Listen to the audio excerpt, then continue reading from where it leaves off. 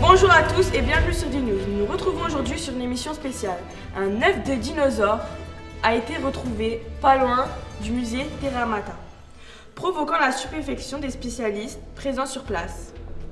Cette information a provoqué l'indignation de certains.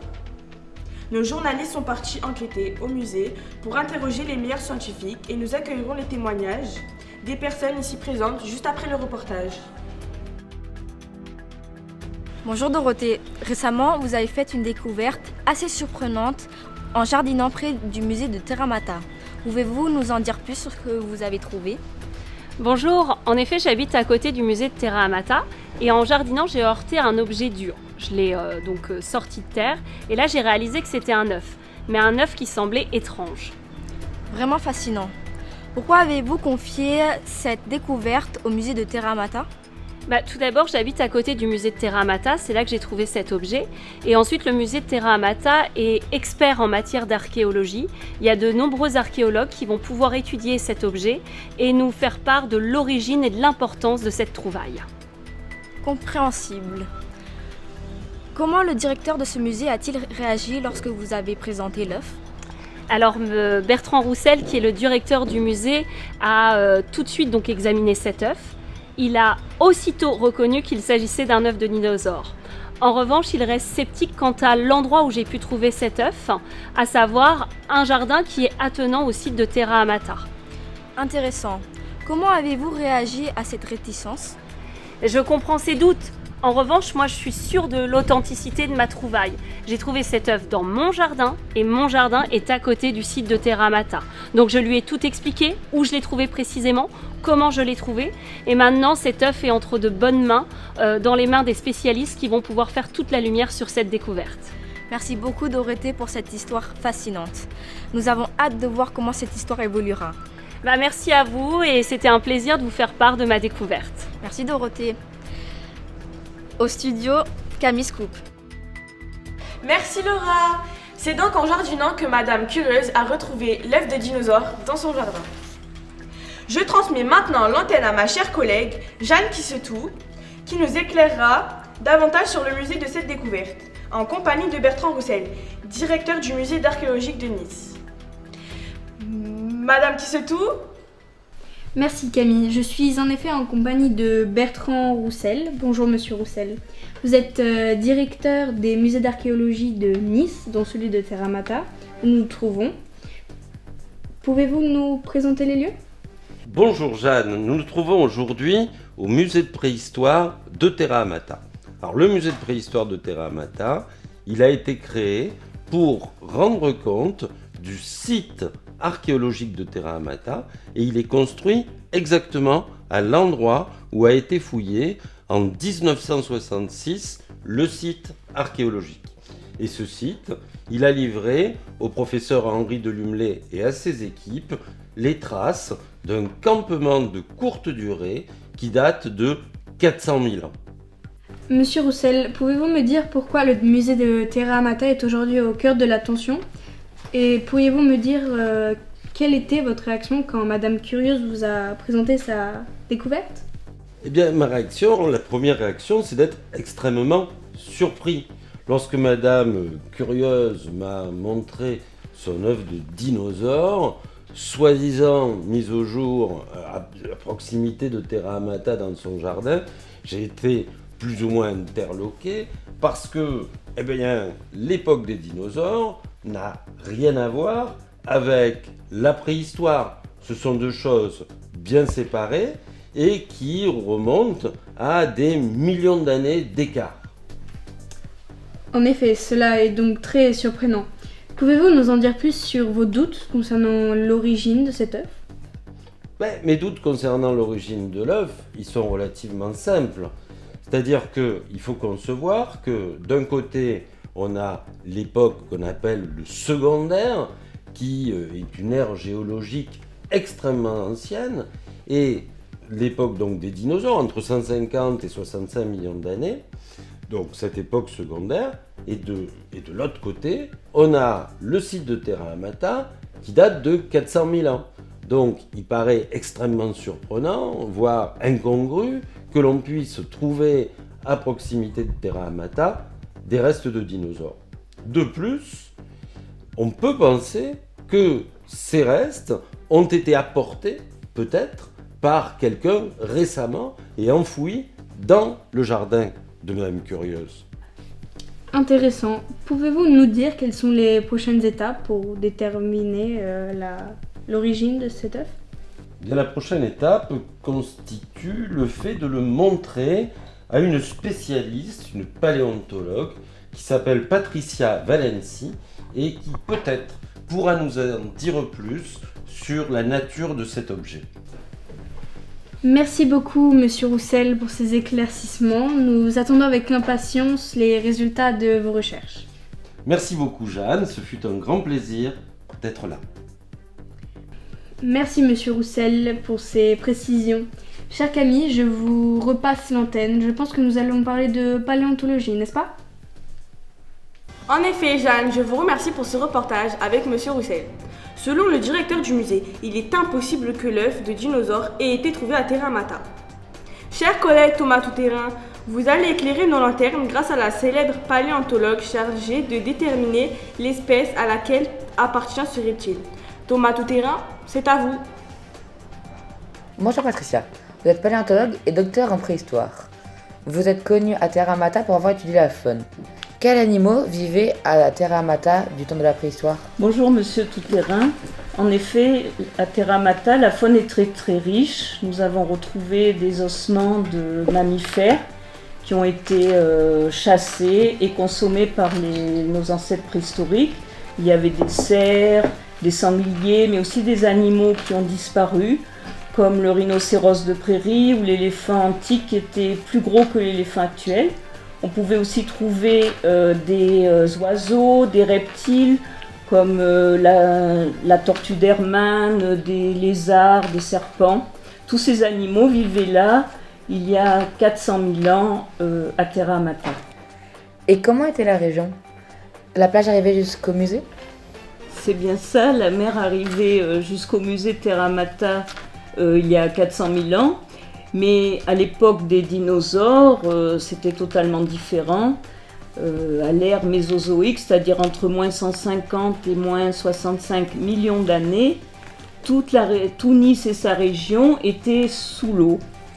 Donc les Alpes n'étaient pas encore formées et il y avait ici une mer chaude tropicale. Si vous vous promenez aujourd'hui dans l'arrière-pays niçois, vous pouvez trouver des fossiles marins comme des ammonites, des poissons, des oursins ou des reptiles marins. Mais vous ne pouvez pas trouver de restes de dinosaures car c'était des animaux terrestres ou volants. Ce que vous voulez dire, c'est que l'œuf trouvé par Madame Curieuse dans son jardin ne peut trouver son origine à Terra Amata?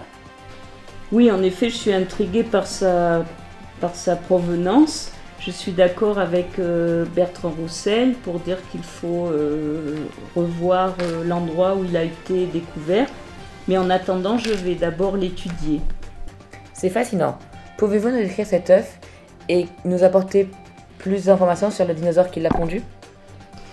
C'est un œuf qui est assez considérable. Il a une taille remarquable. Il fait plus de 20 cm de diamètre, ce qui correspond à un œuf pondu par un dinosaure de grande taille.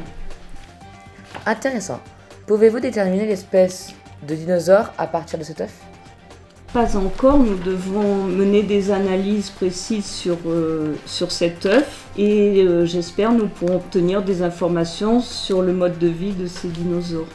Et quelle information précise pouvez-vous obtenir à partir de cet œuf? Eh bien, la structure de la coquille nous permet de connaître le comportement de reproduction du dinosaure.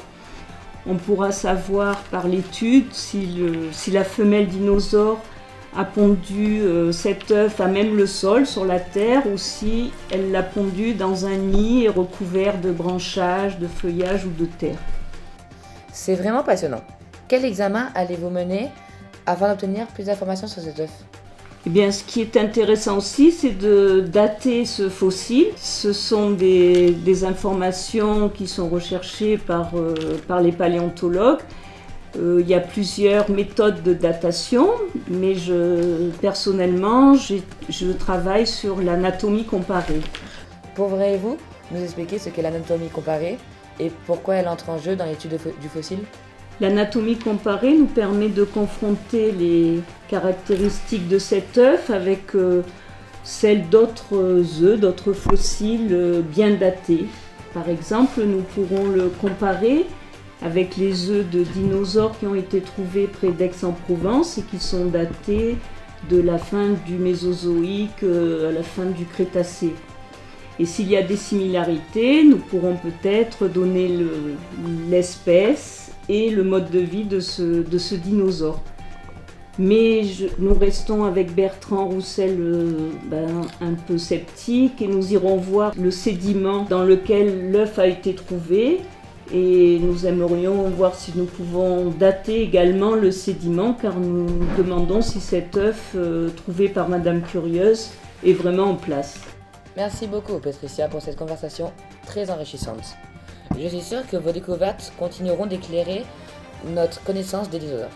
Je passe à présent la parole à Victor Vérité, qui a des invités sur son plateau qui souhaitent nous amener à débattre sur la provenance de cet œuf. À vous les studios. Mais merci pour ces informations. Cependant, je me tourne vers mes invités. Pensez-vous qu'il y a une possibilité pour les dinosaures d'avoir cohabité avec les humains? Certaines personnes en sont convaincues et nous les avons invités aujourd'hui sur notre plateau. Vous êtes le professeur Farfelu, défenseur de théories pseudo-archéologiques affirmant la coexistence des dinosaures et des humains. Et le docteur Charlatan, chercheur autrefois respecté ayant embrassé des idées pseudo-scientifiques. Commençons par vous, professeur Farfelu. Quel est votre point de vue sur cette découverte et son impact sur le débat concernant la coexistence des humains et des dinosaures?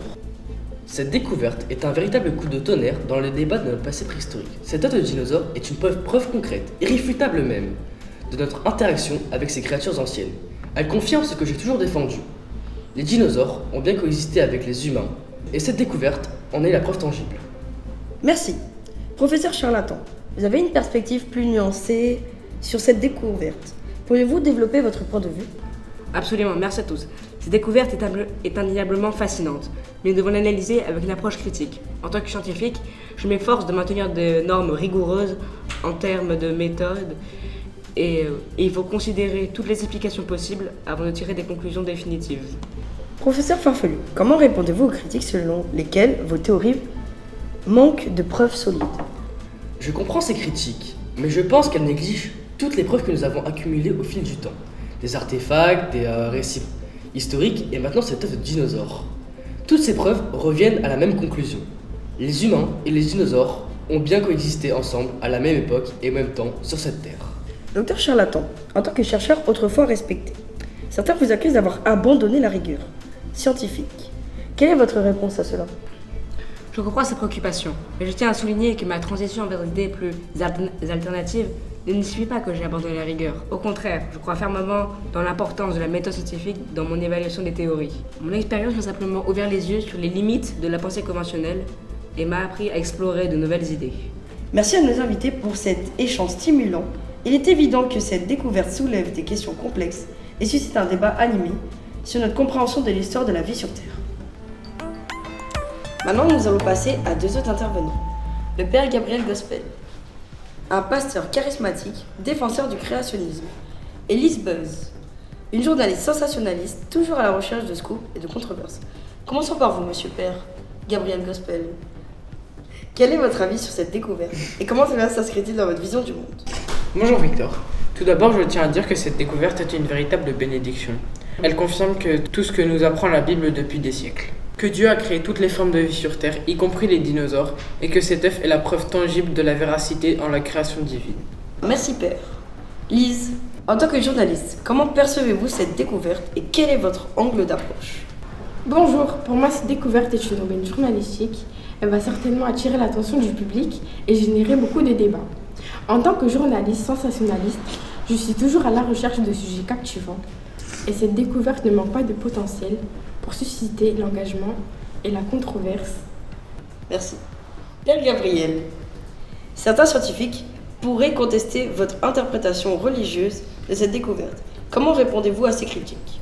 Je comprends que certaines personnes peuvent avoir des doutes, mais je pense tout de même que la foi et la science ne sont pas incompatibles. Nous devons respecter les preuves scientifiques tout en admettant que la vérité ultime se trouve dans la Bible. Tout cela renforce ma conviction en la création divine. Lise, vous avez souvent été critiquée. Pour donner une plateforme aux théories pseudo-scientifiques, comment justifiez-vous votre approche journalistique? Mon rôle en tant que journaliste est de rapporter les faits et de donner la parole à toutes les parties impliquées. Oui, je suis attirée par les sujets sensationnels, mais cela ne signifie pas que je sous-estime l'importance de l'objectivité et du contexte. Les théories pseudo-scientifiques peuvent également susciter des discussions intéressantes et éclairer certains aspects de la société. Merci à nos invités pour cette discussion fascinante. Il est clair que cette découverte soulève des questions complexes sur la science, la religion et la manière dont nous interprétons le monde qui nous entoure. Les nouvelles de cette œuvre vont vite. Un de nos reporters a recueilli des témoignages dans les rues de Nice. Les voici. Que pensez-vous de cette découverte à Terra Amata? Bon, j'ai toujours su que c'était vrai. J'ai même été au musée pour établir cette vérité, mais j'ai pas eu de réponse. Et vous, monsieur? Pour moi, c'est un problème de rangement. La dernière fois, ils ont appelé des chasseurs de fantômes car ils ont trouvé une dent dans le musée. Vous vous rendez compte? Que pensez-vous de cette découverte à Terra Amata? De notre point de vue, il s'agit d'une fake news. Et vous, monsieur? On pense que c'est quelqu'un qui a dû placer l'œuf de dinosaure dans le jardin de Madame Curieuse sans se rendre compte des conséquences que cela pouvait avoir. Merci beaucoup. Merci pour tous ces témoignages. Le mystère reste encore entier concernant la datation exacte de cet œuf et donc de cette possibilité de cohabitation entre les hommes et les dinosaures. Dans l'attente des résultats des recherches, nous vous laissons ici pour aujourd'hui et vous disons à bientôt sur une prochaine édition.